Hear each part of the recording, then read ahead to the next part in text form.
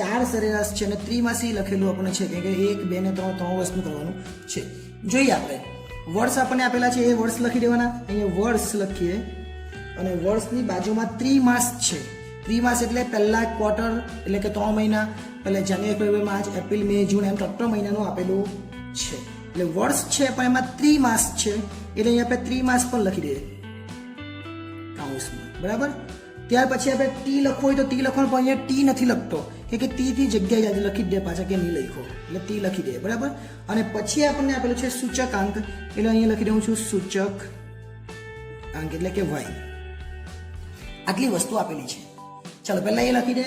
તો પહેલા આપણે લખીએ વર્ષ 2013નું. અહીંયા 2013 છે એના માટે લખી દે. એટલે 2013 ની અંદર પહેલો કયો છે Q1, એક લીટી છોડીને Q2, એક લીટી છોડીને Q3 અને એક લીટી છોડીને Q4. પછી 2014 લખી દઉં.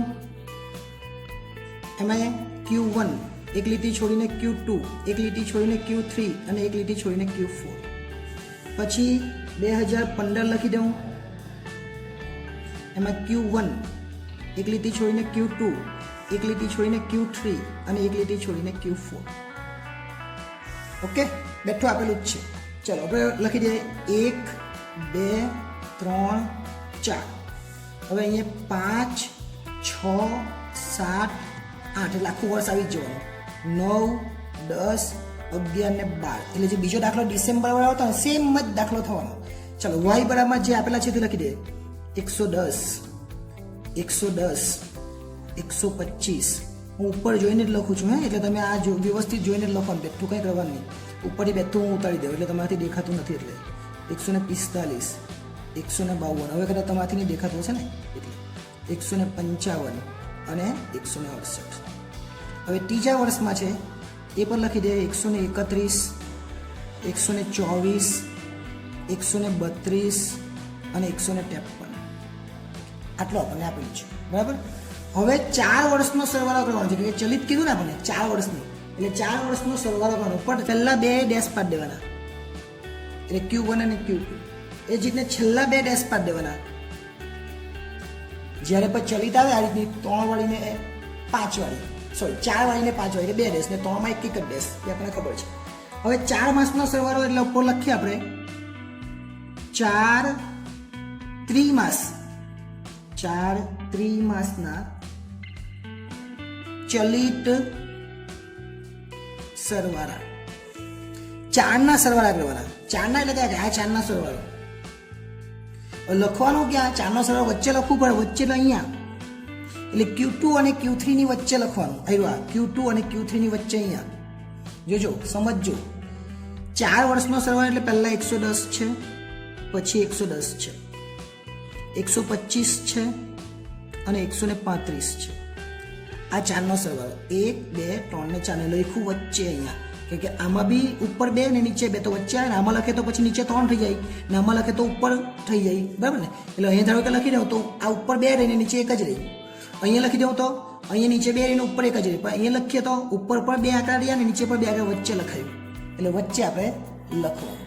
સરવાળો કેટલો થાય તો 480 થાય. હવે જ્યાં આંકડો નથી ત્યાં વચ્ચે જ લખવાનો બધી વખત. વચ્ચે આપણે લખીએ પણ એક એક આંકડો છોડી દેવાનો. 110 ને કાઢી નાખવા 3 આંકડા લખવાના. 110 ઉપરના 3 જ આંકડા લખવાના 125 ને 135. હવે 135 પછી નીચે આંકડો 135 પછી કેટલા છે 145. 145 લખવાના અને એનો સરવાળો કરી દેવાનો એટલે થાય 515. ફરીથી આ 3 આંકડા લખવાના 125 135 145. હવે 145 પછી કયો આંકડો 152 એટલે લખવાનો 152. એનો સરવાળો કરવાનો 152 ના સરવાળો 557 થાય. હવે આ જ પ્રમાણે આપણે આગળ ચાલતા રહેવાનું એટલે બધું આવી જાય. ફરીથી 135 145 152 પટી ગયું. આ એના પછી 152 પછી કયો 155 અને એનો સરવાળો કરી દેવાનો એટલે 587 થાય. ફરીથી 3 આંકડા લેવાના 145 152 155. 155 સુધી આવી ગયું. 155 પછી કયો 168 એટલે 4 આંકડા થઈ ગયા. એટલે 620 થાય. ફરીથી જે આંકડો નથી ત્યાં વચ્ચે લખવાનો, પહેલો આંકડો છોડીને 145 છોડી દેવાના. 155, 168, 168 સુધી આવી જાય. હવે કયા આવ્યા? 131. અને આ બધાનો 4 નો સરવાળો કરી દેવાનો. 4 નો સરવાળો થઈ 606. થોડું ઉપર લઈ લે જેથી વ્યવસ્થિત દેખાય. હવે છેલ્લા બેમાં તો આવવાનું નથી. ચલો હવે આ એક આંકડો છોડી દે એટલે 155, 168, 131. 131 પછી કયો? 124. એટલે અહીં 124 આવે. સરવાળો કરી દેવાનો એટલે 578 થાય. હવે અહીંયા એક લીટી છોડીને 168, 131, 124. 124 પછી કયા? 132. એટલે કેટલા આવે? 555. હવે 3 આંકડા 131, 124, 132 અને છેલ્લે 153. એટલે કેટલા આવે? 540. હવે ધારો કે અહીંયા લખવાનું આવે તો 124, 132, 153. 153 ની નીચે આંકડો જ નથી, કોઈ જ નથી, એ પટી ગયું. એટલે આ બેમાં ડેશ પાડ્યા છે, બરાબર. એટલે આ 4 ની સરેરાશ થઈ ગઈ. પરંતુ 4 એ તો જવાબ ક્યાં છે? Q2 અને Q3 ની વચ્ચે. એટલે ભાગ્યા 4 કરીને જવાબ લાવીએ તો જવાબ જ નહીં આવે. કયા મહિનામાં આવે? કોઈ મહિનામાં નહીં આવે. એટલે ફરીથી આ બેનો સરવાળો કરીને વચ્ચે લખવાનો એટલે Q3 માં આવી જાય. ઓકે, જો આપણે ચેક કરીએ એટલે અહીંયા આપણે શું લખવાનું? બબ્બે કિંમતના સરવાળા. બબ્બે કિંમતના સરવાળા બહુ ઈઝી છે. જો પહેલા બેમાં તો ડેશ જ કરી દેવાના, એ જ રીતના છેલ્લા બેમાં બી ડેશ થઈ ગયું. બબ્બે કિંમતના સરવાળા એટલે આ બે કિંમતનો સરવાળો 480 ને 515, આ બંનેનો સરવાળો કરવાનો. એટલે અહીંયા પેલા લખીએ 480 વત્તા 515. જો વચ્ચે આવી ગયું, હવે આમાં ને આમાં આ બેની વચ્ચે આવી ગયું, વચ્ચે એટલે Q3 માં આવી ગયું. એટલે જવાબ હવે આવી જવાનો Q3 માં આવવાનું, બરાબર. 515 એટલે કેટલા થાય? 955. એ જ રીતના આ બેનો સરવાળો 515 અને 557. આ બેનો સરવાળો 515 ને 557 એટલે 1072. એ જ રીતના આ બેનો સરવાળો હવે તો આવડી ગયું તમને. 557 વત્તા 587. 557 ને 87 એટલે 1144. હવે તો એકદમ ઈઝી થઈ ગયું ને. પણ જે વ્યવસ્થિત દેખાય એ પ્રમાણે છૂટું છૂટું લખવાનો પ્રયત્ન કરવાનો. આ તો મારાથી તમને બતાવવાનું છે એક જ વિડીયોમાં. એ પાછી થોડી જગ્યા જોઈએ એટલે મેં થોડું વ્યવસ્થિત લખું છું, કારણ કે આ વચ્ચે વચ્ચે જગ્યા દેખાવી જોઈએ તો વ્યવસ્થિત સારું લાગે, બરાબર ને. એટલે આ ટીની જગ્યા નહીં લખે ને તો બી ચાલે, ટી બતાવવાનો જ નહીં. ચલો 587 વત્તા 620. આ બેનો સરવાળો 587 620 એટલે 1207. ઓકે, ચલો તે ભાઈ 620 અને 606. ટૂંકમાં આ બંનેની વચ્ચે લખો એટલે ઉપર નીચેનો આંકડો લખવાનો, એટલું યાદ રાખવાનું. 1226. હવે અહીંયા લખવું હોય તો ઉપર નીચેનો આંકડો એટલે 606 578. આ બંનેનો સરવાળો કેટલો થાય? તો 1184. હવે તમને કદાચ થોડી ઘણી સમજ પડી ગઈ. 578 અને 555. જો નહીં સમજ પડે આવો જ દાખલો છે, બીજા નંબરનો દાખલો, બંને જોઈ લે એટલે ક્લિયર થઈ ગઈ. 1133. તો બી નહીં ખબર પડે તો આપણે એપ્લિકેશનની અંદર બીજા બહુ બધા વિડીયો મૂકેલા છે, એટલે એ ચેક કરી લેવાના. આ બંનેનો સરવાળો કરીએ પરંતુ તે પેઇડ કોર્સ છે એટલે 1095. હવે છેલ્લે તો ડેશ છે એટલે આવવાનું જ નહીં, પણ જે જવાબ જોઈતો તે મળી ગયો. આ વચ્ચેના ખાનામાં હતું, કોઈ પણ નહીં આવતું, પણ હવે જે જવાબ આવી ગયો ને Q3 માં આવી ગયું. એટલે હવે શું કરવાનું? હવે આપણે એને ભાગાકાર કરવાનો.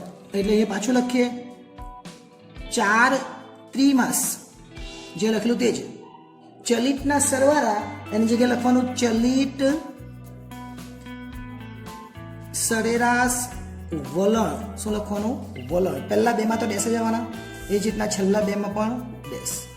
ચલો 995 કેવી રીતે બન્યા? તો 995 બનાવવા માટે 8 રકમનો સરવાળો કર્યો. જો ઉપર આ 4 એટલે 480, બીજી આ 4 એટલે 515, 4 ને 4 8 રકમ એટલે 995 બન્યા. એટલે આપણે લખવું પડે 995 ભાગ્યા 8 એટલે આપણો જવાબ આવી 124.38. ચલો ભાગાકાર 8 કેમ કરીને ખબર પડી ગઈ ને. આગળ ચાલીએ. 1072 દર વખતે શીખવાની જવાનું, 8 જ છે, ભાગ્યા 8 134.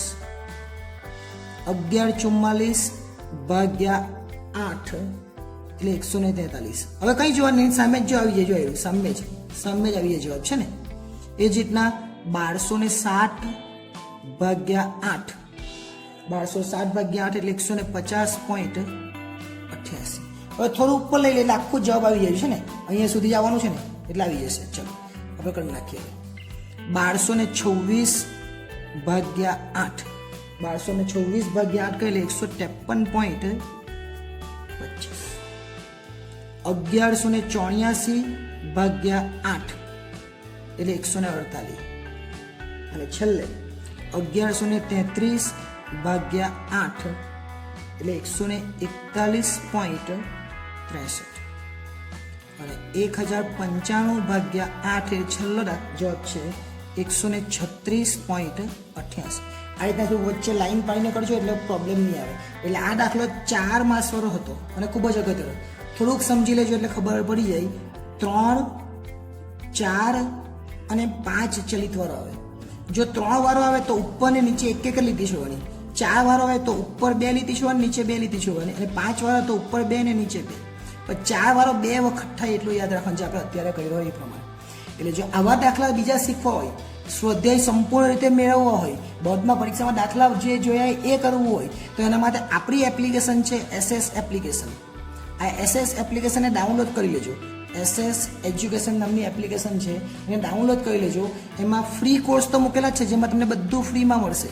પરંતુ જો તમારે વધારે શીખવું હોય તો પેઇડ કોર્સ પણ મૂકેલા છે જેની કિંમત પણ ખૂબ જ ઓછી છે. તમે વિઝિટ કરશો એટલે ખબર પડશે, સંપૂર્ણ બધી જ વસ્તુ તમને અંદર મળી જશે. એટલે નેક્સ્ટ ટાઈમ જ્યારે મળીશું હવે ત્યારે તે આપણે ઘણો સમય લાગશે. કેમ કે આ આપણું પ્રથમ પરીક્ષા સુધીનું બધું જ થઈ ગયું. હવે બીજી પરીક્ષા છે એના માટે દિવાળી પછીના વિડીયો આવશે. આભાર.